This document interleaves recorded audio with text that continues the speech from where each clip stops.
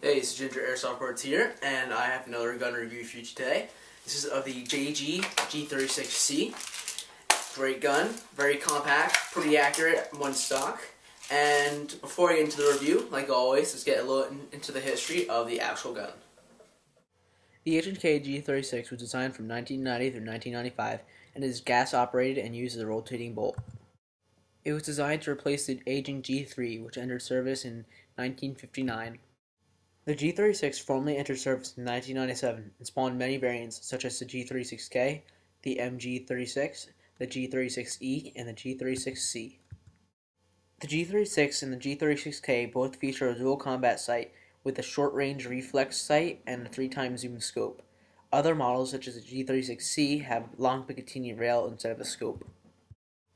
This family of firearms is used around the world and is standard issue for the German Army, the Latvian Army, the Spanish Armed Forces, and it has seen combat in Operation Iraqi Freedom, Operation Enduring Freedom, and Operation Banner.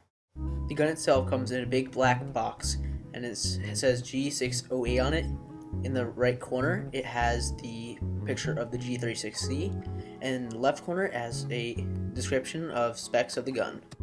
The gun comes with a magazine, the gun, the battery, the wall charger, a manual, and a cleaning rod. However, I've lost the cleaning rod and the wall charger in the manual.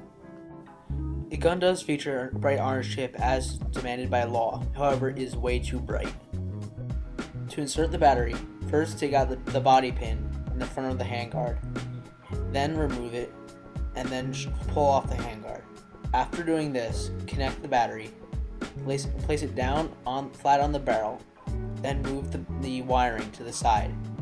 After doing this, you can then put on your handguard and then put in the body pin.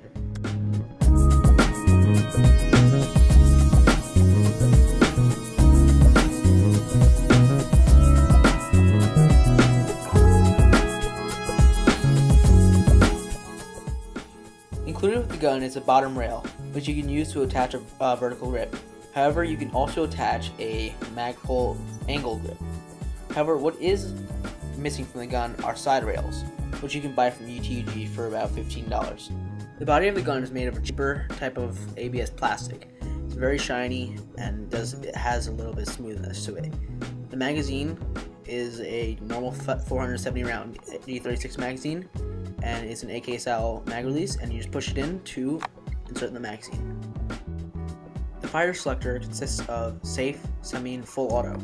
Now, the white represents the safe, and both reds represent semi and full auto. Now, when you first get the gun, the fire selector will be a lot tighter. But over the years, my fire selector has gotten very loose, and I'm not entirely sure how to tighten it. To unfold the stock, push the button on the left-hand side, then fold it till it hits the ledge. Lift it up, and then lock it into place. It's very sturdy from there. It's not going to fall off. You can do anything to it, and it won't fall off. To unhook it, lift it and then pull it over across, and then it's very sturdy from there. You won't have to worry about any stock wobble. The sights on the G36 are standard G36 sights. It's a square with a hole in it, and you have to line it up with a full circle with a peg. Now, there are two apertures, a short range and far range. The far range has the smaller circle and the square. Now, if you don't want to use the iron sights, you can use the Picatinny rail to mount any sort of sights, such as ACOG, EOTech, or Red Dot. The gun has two sling mounts, however they are in the back. One is part of the body of the gun, and it's very sturdy. The other one is in the stock, but it's made of thin plastic. I wouldn't trust it. G36 mags are stackable, which means that they clip together. But you gotta be careful because my JG mags actually broke while filming the video. Now you insert them into the magazine well, and if you insert them on the left side, you can fold in the stock. But if you insert in the right side, the stock gets blocked by the magazine, as you see here in the video.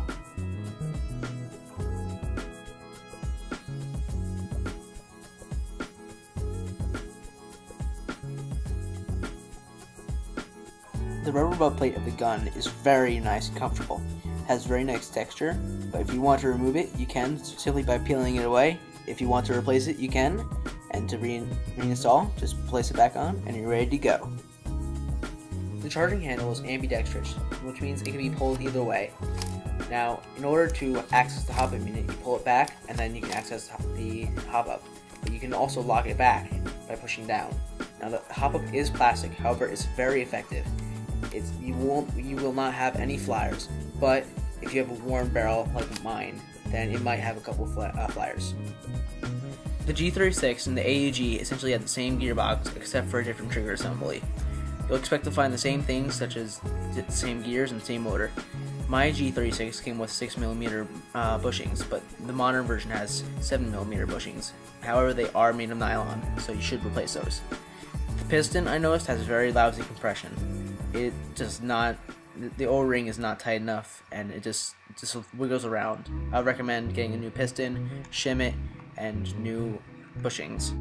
When the gun is fresh, it chronos in at about 370 FPS, but as time goes on, it has around 350 FPS, perfect for CQB. At 50 feet, you'll be able to hit your target every single time.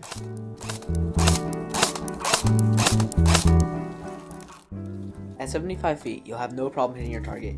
This gun has a 247mm tight bore barrel and will hit your target no matter what.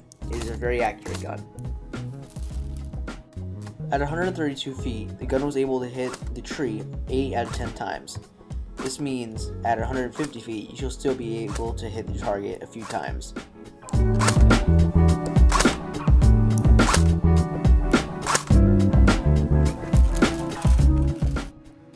The accuracy of this gun is really good due to the really good hop-up unit and the tight bore barrel pre-installed. The internals are somewhat bad because of the standard JG internals, but the hop-up unit does compensate. The externals are very smooth and shiny, which is kind of bad. The skirmishability is really high due to high accuracy and low profile. Overall, I give this gun a 7.5 out of 10 because of the price and the accuracy that you get out of this package.